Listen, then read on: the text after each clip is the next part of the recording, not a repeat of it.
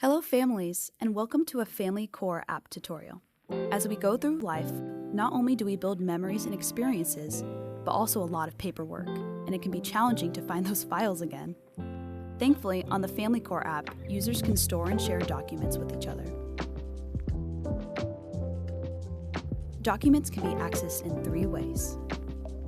First, by tapping the plus icon on the top right of the page, this will open the Add to Family Core options.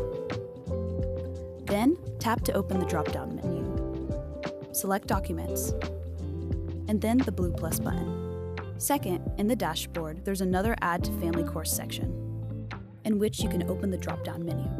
Select Documents, and then press the blue plus button. Third, by tapping the Documents button below the Add to Family Core section. And through the drop-down menu on the top left corner of the screen, you can also find similar sections in the Activity and the My Family Core pages. In the document page itself, you'll be able to see all documents shared with you. Though as admin, you'll be able to see all files. By pressing the Add Document button, you can add a document. First, you'll need to give the file a name. Then, to stay organized, decide its category and subcategory. And while the free version of the app provides preset categories, the premium version allows users to create their own additional categories. Next, you'll need to assign the document to at least one member in order to show who it directly involves. You can also choose if the assignee can edit the file information in the same way we are right now, or if they can only view it. Next, we can tag members.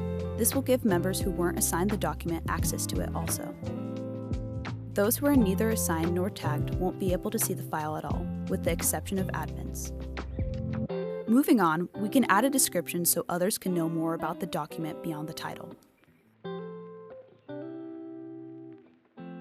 Finally, we can add the file, which can be other file types besides PDFs, such as images or small videos.